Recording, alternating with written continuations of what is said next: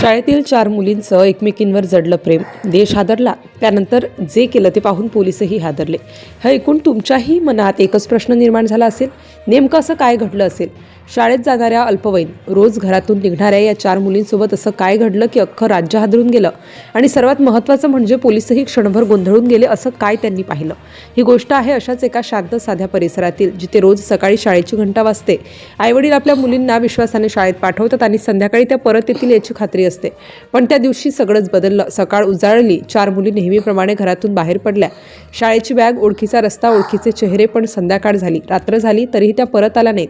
पहिल्यांदा कुटुंबियांनी विचार केला, कदाचित उशीर झाला असेल, कदाचित मैत्रिणीकडे थांबल्या असतील. पण जशी वेळ जात होती तशी काळजी वाढत चालली होती. फोन बंद, कुठलाही संपर्क नाही. शाळेत चौकशी केली, मैत्रिणींना विचारलं, पण कुणालाच काहीच माहिती नव्हती. आणि तेव्हाच एक भयानक सत्य समोर आलं. 4ही मुली एकाच वेळी बेपत्ता झाल्या होत्या. ही साधी गोष्ट नव्हती. 4 अल्पवयीन मुली एकत्र, अचानक, कुठलाही मागबूस न ठेवता गायब. तक्रार दाखल होताच पोलीस यंत्रणा कामाला लागली. शहरात खळबळ उडाली, चर्चा सुरू झाली. लोक वेगवेगळे अंदाज बांधू लागले. कुणीतरी म्हणालं अपहरण असू शकतं, कुणीतरी म्हणालं कुणी फूस लावली असेल, तर काहींच्या मनात आणखीही भीषण शंका निर्माण झाल्या. पोलिसांनी तपासाची दिशा ठरवली. CCTV, फोन रेकॉर्ड, रेल्वे स्थानक, बस स्थानक, प्रत्येक शक्यता तपासली जात होती. तपास सुरू असतानाच एक माहिती समोर आली, ज्यानंतर तपासाची दिशा पूर्णपणे बदलली. 4ही मुली एकाच शाळेत शिकत होत्या, नेहमी एकत्र असायच्या, एकमेकींशिवाय कुठेही जात नव्हत्या.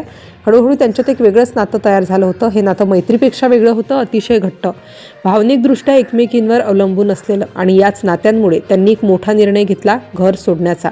पण त्या कुठे गेल्या, कशासाठी गेल्या आणि सर्वात मोठा प्रश्न, त्या सुरक्षित होत्या का? तपास पुढे सरकत असतानाच पोलिसांना एक धक्कादायक माहिती मिळाली. मुली स्थानिक भागात नव्हत्या, त्या राज्याबाहेर पोहोचल्या होत्या. आणि पुढचा धागा थेट देशाच्या राजधानीकडे जात होता. पोलिसांचं पथक तातडीने रवाना झालं. प्रवासादरम्यान प्रत्येकाच्याच मनात एक विचार होता, नेमकं पुढे काय पाहायला मिळणार? दिल्ली गाठायला पोलिसांनी शोध मोहीम अधिक तीव्र केली. अनेक ठिकाणी तपास झाला आणि अखेर 4ही मुली सापडल्या, जिवंत, सुरक्षित. पण जे दृश्य पोलिसांनी पाहिलं ते पाहून क्षणभर सर्वच स्तब्ध झाले. कारण 4 अल्पवयीन मुलींपैकी 2 मुलींनी स्वतःची ओळख लपवण्यासाठी पूर्णपणे वेगळा वेश धारण केलेला होता. हे पाहून अनुभवी पोलीस अधिकारीही चकित झाले. तपासात पुढे समोर आलं की या 4ही मुलींनी एकत्र राहण्याचा निर्णय घेतला होता. कुटुंब, समाज, नियम या सगळ्यांपासून दूर जाण्याचा. त्यांना वाटत होतं आपण एकत्र असलो की सगळं ठीक होईल. पोलिसांनी अत्यंत काळजीपूर्वक कारवाई करत 4ही मुलींना सुरक्षित ताब्यात घेतलं, कोणतीही इजा होऊ न देता, कोणताही तणाव न वाढवता. त्यानंतर त्यांना परत आणण्यात आलं. पुढील प्रक्रिया कायदेशीर पद्धतीनं सुरू झाली. मुलींचे जबाब नोंदवले गेले, कुटुंबियांना समजावण्यात आलं आणि सर्वात महत्त्वाचं म्हणजे त्यांच्या मानसिक स्थितीकडे विशेष लक्ष दिलं गेलं. ही घटना फक्त एका शहरापुरती मर्यादित नाही, संपूर्ण राज्यात, संपूर्ण देशात यावर चर्चा सुरू झाली. अल्पवयीन मुलींचं भावविश्व, त्यांचं एकटेपण, त्यांच्यावरचं मानसिक दडपण, हे सगळं पुन्हा एकदा समोर आलं. तज्ज्ञ सांगतात अशा घटनांकडे केवळ गुन्हा म्हणून न पाहता समजून घेण्याची गरज आहे. कारण वेळेत संवाद झाला असता तर कदाचित वेळेत लक्ष दिलं गेलं असतं, तर कदाचित हा प्रसंग टाळताही आला असता. ही गोष्ट आपल्याला एकच विचार करायला भाग पाडते की आपण जर आपल्या मुलांकडे खरंच लक्ष देतोय का?